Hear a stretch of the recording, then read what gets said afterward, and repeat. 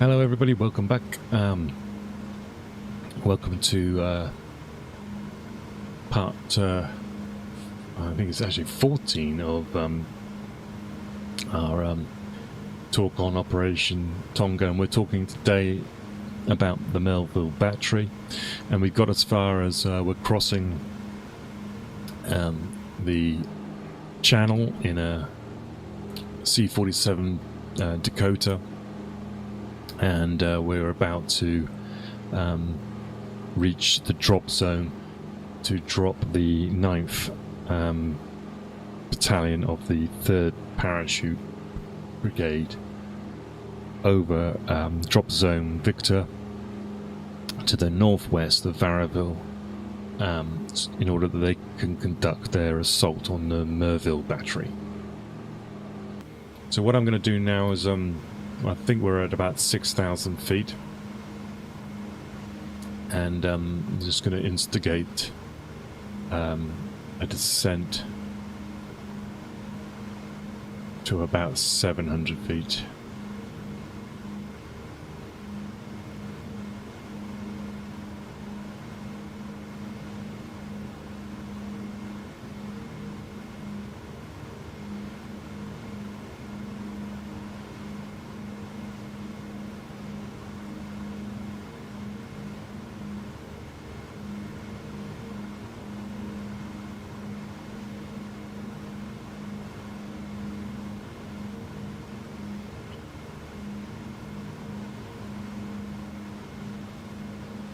Of course,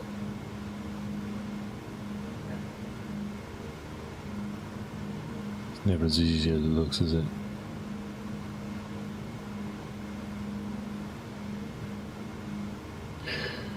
Vertical speed, there we go.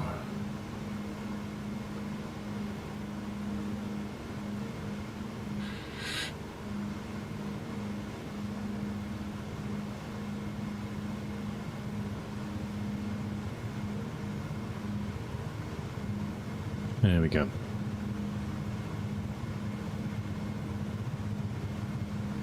So, as we said in the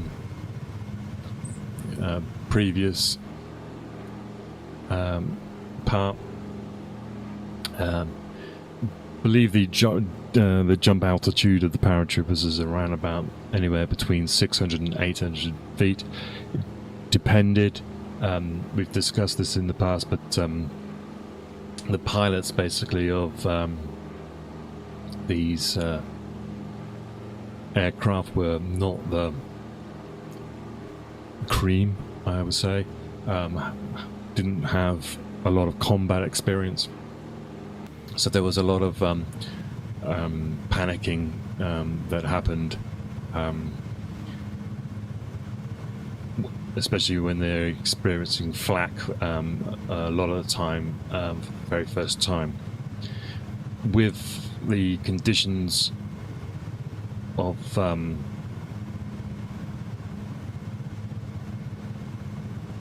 evening, which is banks of cloud, broken, as you can see. This is these clouds here have a top at 6,000 and a base at 2,000. If you're flying in V formations and you go through one of these cloud banks, the natural tendency, especially of a less experienced pilot, is to move away from your comrades around you. When they get to the actual coast, they're experiencing flak. Now, these aircraft, they don't have self-sealing tanks, so they are, if they get hit and catch fire, then they're going to crash. So the tendency for the pilots, when they're approaching these drop zones, is to lose cohesion in their formations, to be avoiding one another. They will be sometimes flying lower than they should be. They will be flying too fast, and everything that basically will lead to inaccurate drops. And we'll see when we get to the coast, even with the lights that this simulation provides, it's very difficult to pinpoint the drop zones, and many of the drop zones, some of the beacons, the Eureka beacons, weren't working. The light signals aren't working, or don't work because there's so many flashes happening.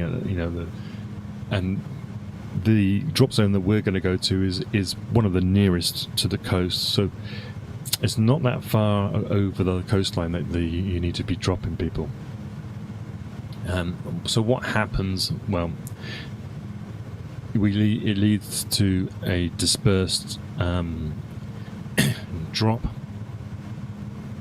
and then all the issues following from that then get exasperated.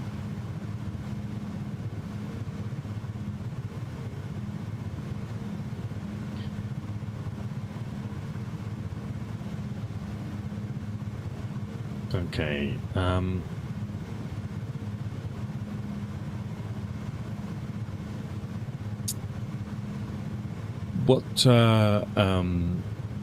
So Otway, by the way, he actually says he sleeps most of the way across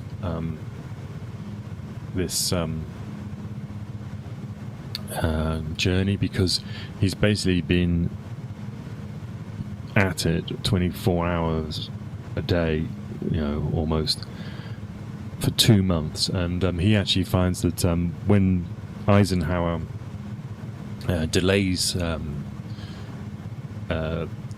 D-Day, he actually finds that he's got, he's can only rest, and so he actually also, he says he falls asleep crossing.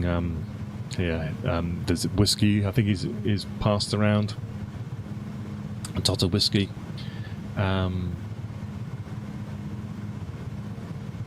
He reports that there was people said that they didn't report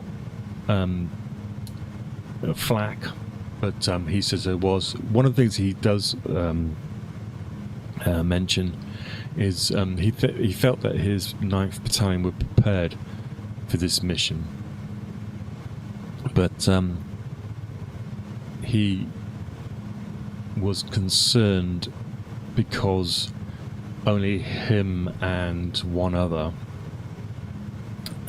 had experienced action, and so most of his battalion were young. And in some ways that's a good thing, because if you don't know, you don't worry. But he was concerned that he didn't know how they would react under artillery fire and guns.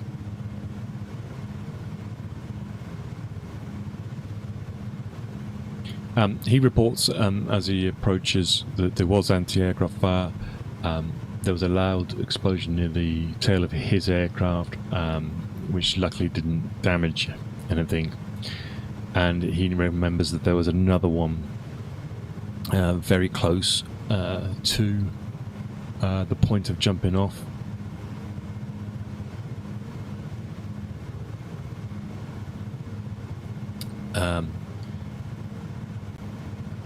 To his Batman, I think, in front of him got hit in the blast, and he was knocked out of the aircraft. He wasn't hurt, and this was Joe Wilson. His Corporal Joe Wilson was his Batman.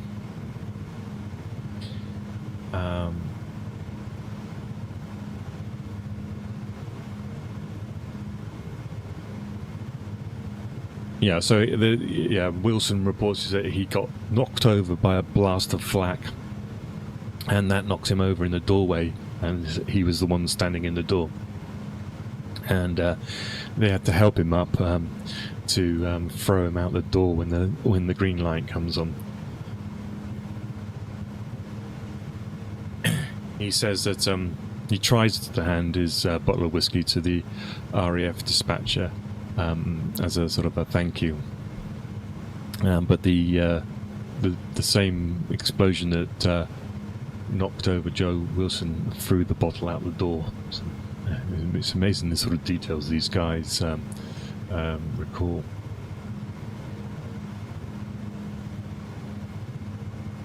We are approaching the coast. You can see the lights now in the distance. We're at about 700 feet. Probably going a little bit too fast at the moment. We want to be down to about 120 knots for a jump. We don't want to be much higher than that. Faster than that, sorry.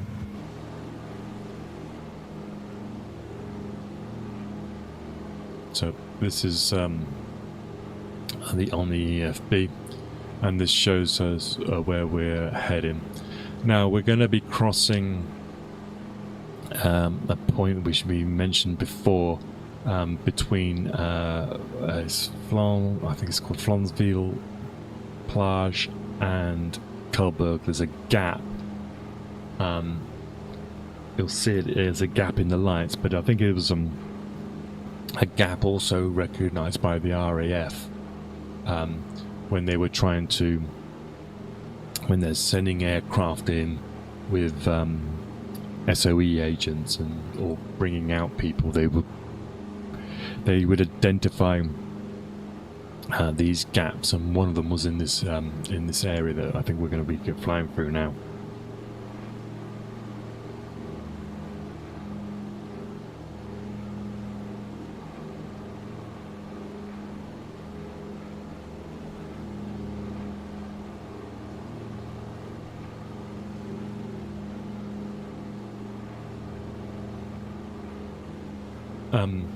So we can see the lights approaching, so we're going to get ready now to drop. And what we'll do our best estimation as to where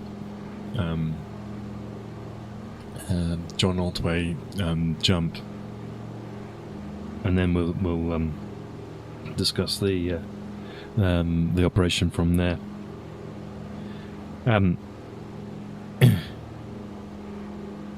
As to the dispersion, you were talking, he's given a battalion, and this is 600 men in the battalion, and as we said before, they can expect anything up to 200 German defenders.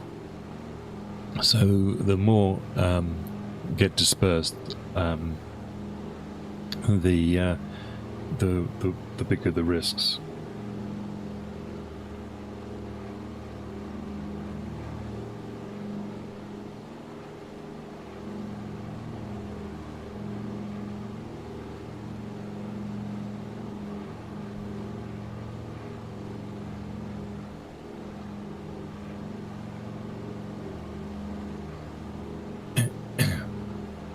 Okay, so we've got this gap we can see now in the lights as we approach the French coast. On the right hand side is I think it's just make sure I get this right.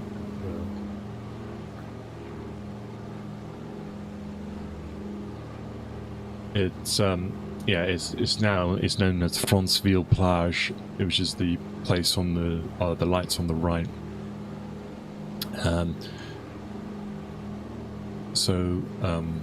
This here is Franceville-Plage. We've got Ouistreham port here. This here is Sword Beach, and this here is Culberg, and I believe here is the mouth of the estuary of the River Deeps. So we're heading into this gap here, and for the Merville battery is sort of here, about a mile or so, mile or 2 mile inland. So let's get ready to jump.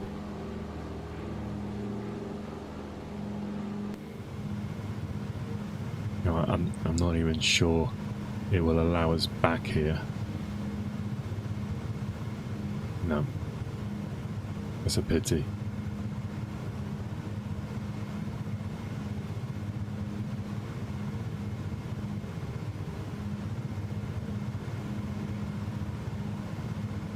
So at this point, we should be, we're talking,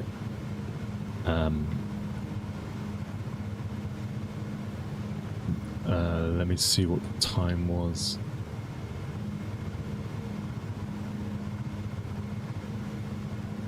It's about 11:30, I believe, when they get kicked out. Okay, so here we go. We're approaching the coast.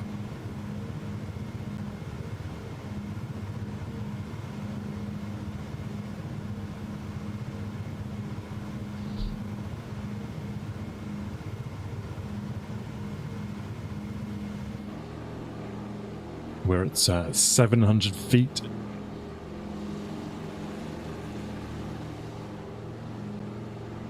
And remember, Hans von Luck remembers hearing aircraft at low level, so he knew that there was something going on. There was a parachute drop or a resistance resupply. Okay, so what we're doing here is looking for our drop zone.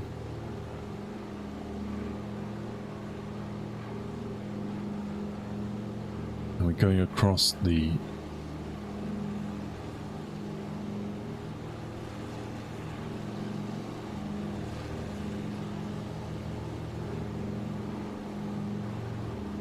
you can see these areas of flooded land here, and this was flooded as well.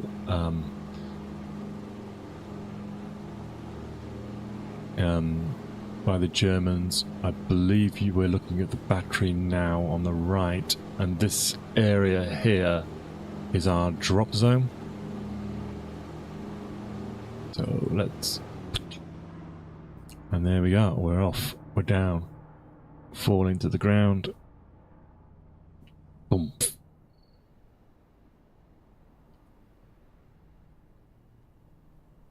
Now, that's not a bad drop, I believe. So let's bring up the light, and then we can talk about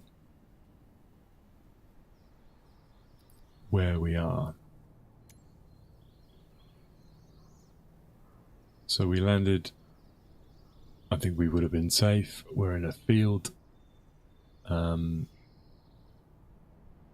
But as you can see from this angle here, the difficulty, the initial difficulty of being, getting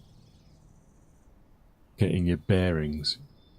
This is, I've just changed it to daytime, but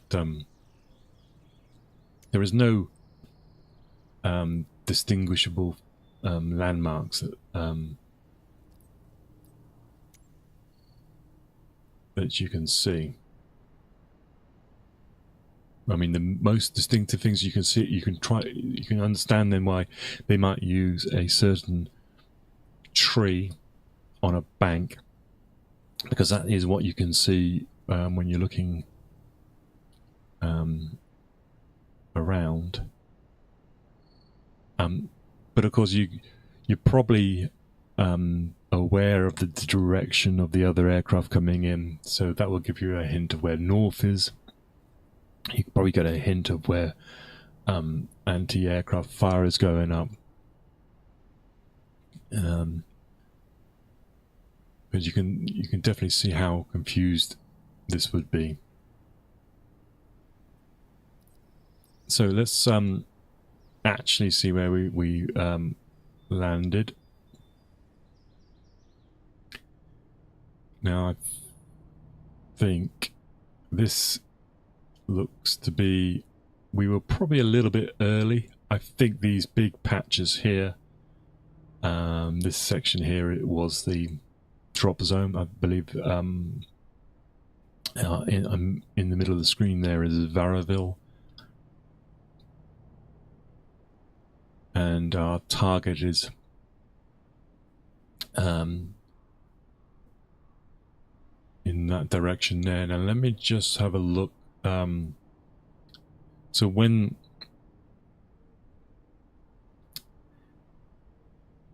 so this village here is Gonville, and this is the one that we were talking about when the Pathfinder said that they landed on the drop zone. So presumably they landed, this is the drop zone here, and they say they have to pass through the now burning village of Gonville-sur-Mer.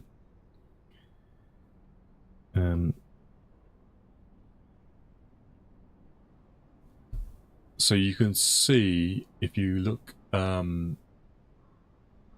they passed so the Pathfinders passed through this village, going towards the battery, and the battery is this a series of guns, buildings here. So you can see how if the RAF has bombed this village, you can see how far then they were off target. So presumably you see these pictures of the battery, and so they're obviously dropping their bombs, and they're carrying on dropping their bombs, and they're hitting this village here.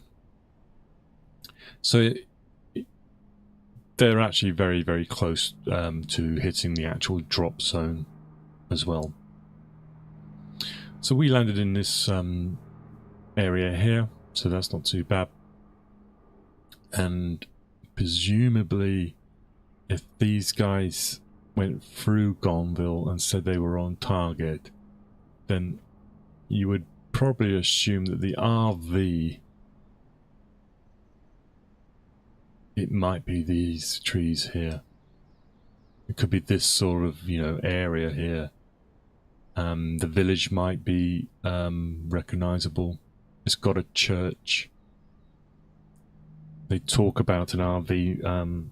It's not actually clear where it is. They do talk about a tree on a bank.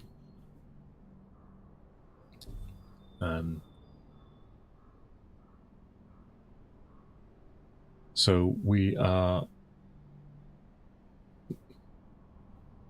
made it, and we're looking now at the village of Gonville, and it's sur Merville.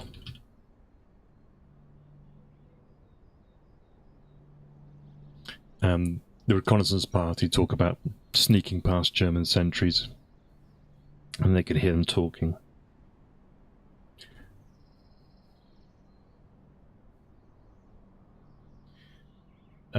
Time-wise,